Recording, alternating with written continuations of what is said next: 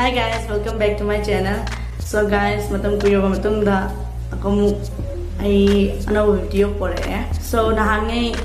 thabak kara chin mana video do hapak pa jatre aduna ni ko mayam saubiganu. So ngasi video se ina inspire jai se gano dai Mridul Sharma ina nai bani adu mai se agi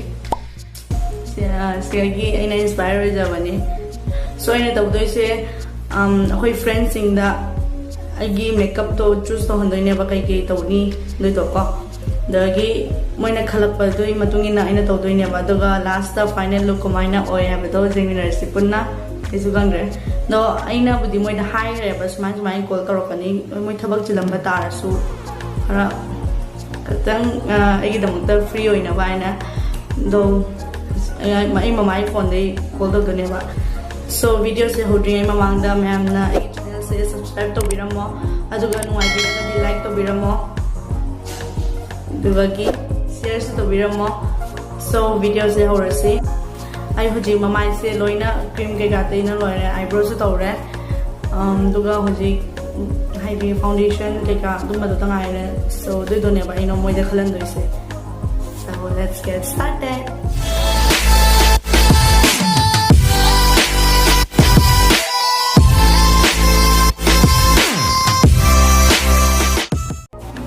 So first I said don't hana tawrage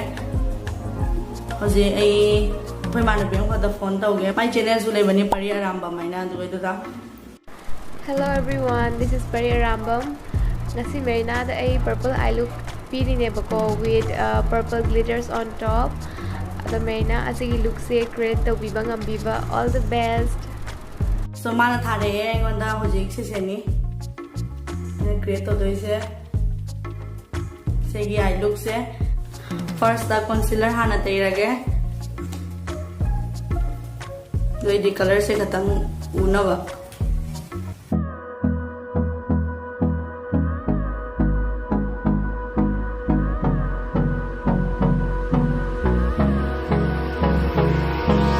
hold me close till I get up. Time is barely on our side.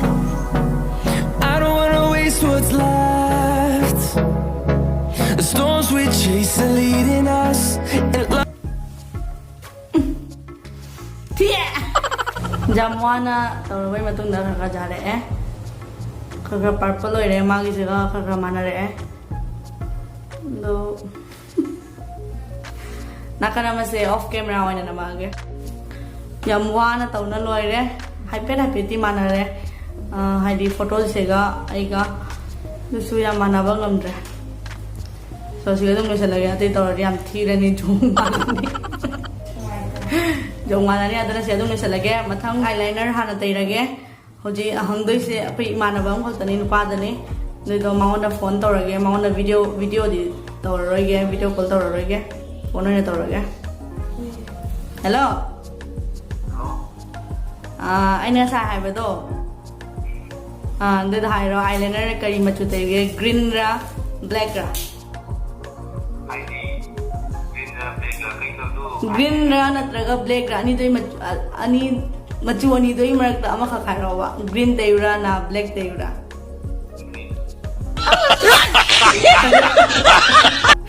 bye bye tamo thank you. Say green eyeliner se tairage kaya green dam tina de ra ba purple green eto de lo wa nam nukla kanu Love is all we'll ever trust. Yeah, no, I don't wanna waste what's left.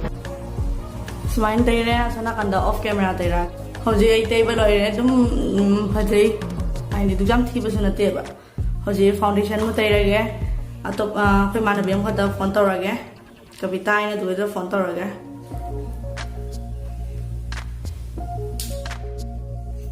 aina mangonda hondoi se light oina tai do na heavy oina tai do do ni ko. Hello hai ro aina sa hang bodo heavy oina tai do ra na ta light oina tai do ra ai ju khangi na light oina ra kan ni sum heavy mi na te bana phải thầm mẹ mai sẽ foundation sẽ light với này ba là light với này te ra ni katang ka nei coin loi se brush na te di am heavy or ni gana beauty blender noi na te ra ga sai blender se thi le da se blush tai bai ni ko thi ri And on we'll go through the way. hoje concealer khatang te ra ga na te di foundation se am light oi man le concealer se su yam na light oi ba concealer ni te de se puri full coverage hai ba du su yam light oi se concealer se te ra ni jalan te khatang ka Wastelands through the highways till my shadow turns to sun rays. And on we'll go through the wastelands through the highways. hoje contour khatang tawrage mamai shape ta lak pagi shape ta lak na bai da mata contour khatang tawrage And on we'll go.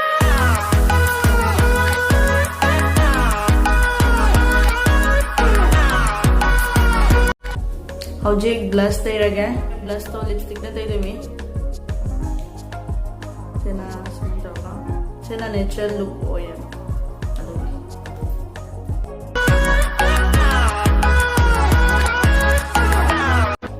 hoje blush loire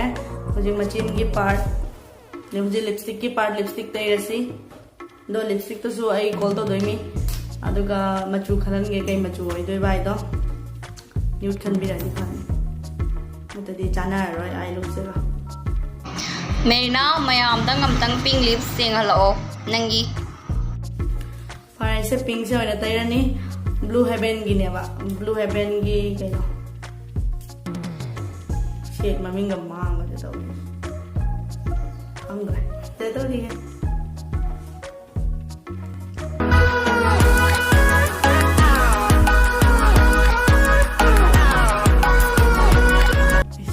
sakta moli go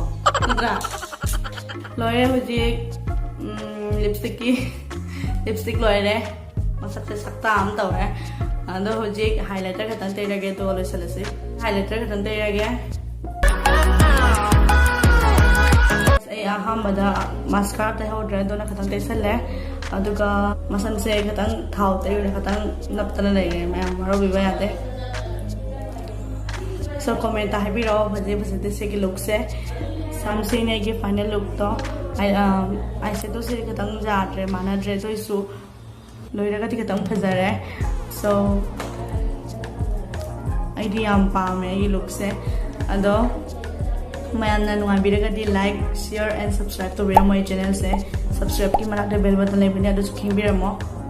so mayam so I do listen jare video se bye